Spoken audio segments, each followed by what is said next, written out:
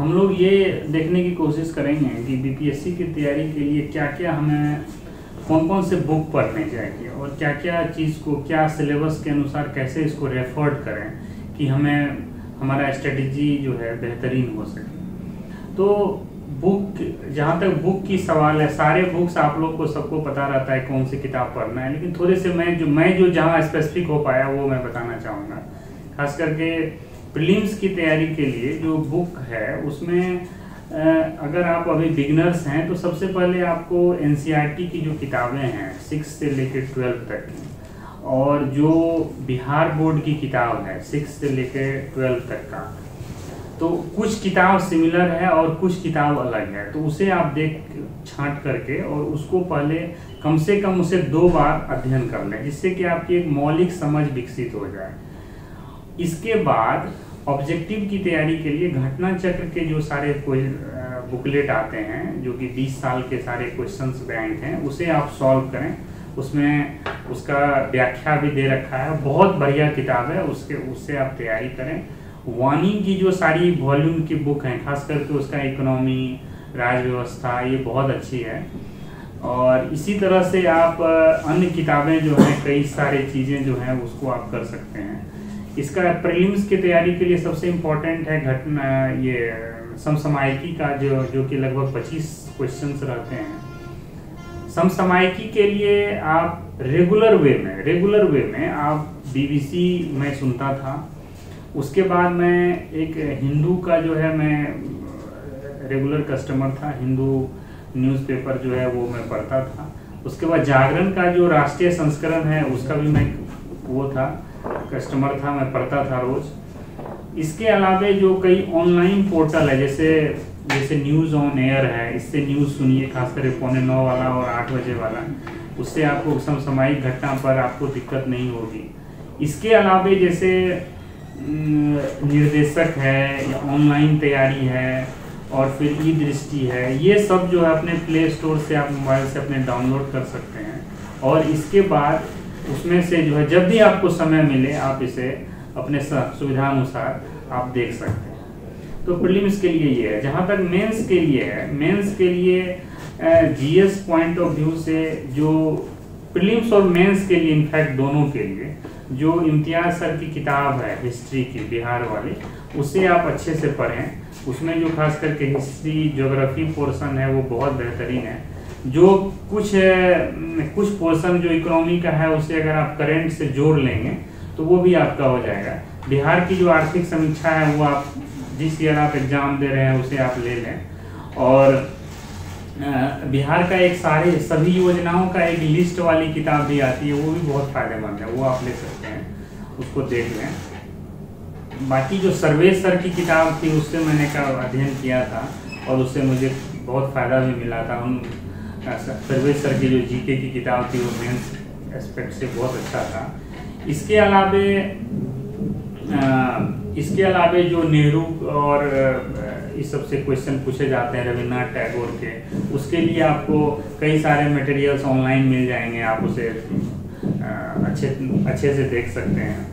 इसमें जैसे जो भी आप पढ़ें, जैसे जीएस में जो भी पढ़ें, तो उसमें फोकस जो है, जैसे मान लीजिए अगर इकोनॉमी पढ़ रहे हैं तो उसमें इकोनॉमी में आप बिहार पर केंद्रित होकर के क्वेश्चन पूछे जाते हैं।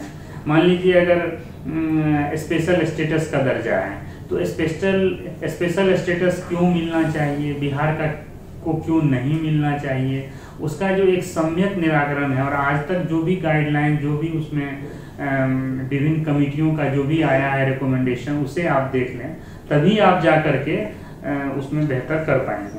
अब जैसे जो जीएस का हमारा पेपर 1 है उसमें हिस्ट्री और आधुनिक इतिहास और भारतीय संस्कृति है, और उसके बाद राष्ट्रीय और अंतर्राष्ट्रीय महत्व का वर्तमान घटना चक्र और सांख्यिकी है। और जो पेपर 2 है उसमें पॉलिटी है, इकोनॉमी है और ज्योग्राफी है और साइंस टेक है। तो अगर आप सिलेबस को देखें, बीपीएससी के साइट पर सिलेबस इजीली अवेलेबल है, आप डाउनलोड कर सकते हैं। उसमें उसको अगर आप देखें तो आप पाएंगे कि हर एक में उन्होंने बिहार पर केंद्रित किया है, क्योंकि स्टेट पीसीएस का एग्जाम है तो बिहार पर केंद्रित किया है। आपको तैयारी का भी जो मेथड है वो उसी तरीके से करना है कि जो भी आप पढ़ें उसे बिहार से आप जोड़ के देखें। जब ये आपके अंदर विकसित हो जाएगा फिर आपको दिक्कत नहीं होगी। हमारे टाइम में दो ऑप्शनल सब्जेक्ट होते थे, एक पब्लिक एडमिनिस्ट्रेशन और दूसरा एलएसडब्ल्यू के लिए मैंने पंकज तिवारी का नोट्स को अपने से, मैंने उनका स्टूडेंट भी रहा हूँ, उनके द्वारा लिखाए गए नोट्स को मैंने अपने से रिराइट किया और सिनॉप्सिस बनाया। पंकज तिवारी सर का ही किताब को मैंने रेफर भी किया। उसके बाद इसके अलावा मैंने उसमें जो थोड़ा बहुत सेकंड पेपर का है, जैसे शराबबंदी को वाले है, भिक्षावृत्ति है, वेश्यावृत्ति है, ये सब को मैंने कुछ और बुक से किया था, लेकिन बाकी जो है ओवरऑल मेरा बेस वही रहा एलएसडब्ल्यू के लिए। और पीए के लिए चूंकि मैं पहले से पीए पढ़ता था, तो इसमें हमने जो है भवानी सर के नोट्स थे उसे मैंने अपने से रिराइट किया। उसके बाद आईआईपीए का मैं बहुत दिनों से मेंबर रहा हूँ, आईआईपीए के जर्नल्स में रेगुलर पढ़ता था। और इसके बाद जो है दिल्ली में सुनील सर के कुछ आते हैं मटेरियल, वो उसको भी मैंने रेफर किया।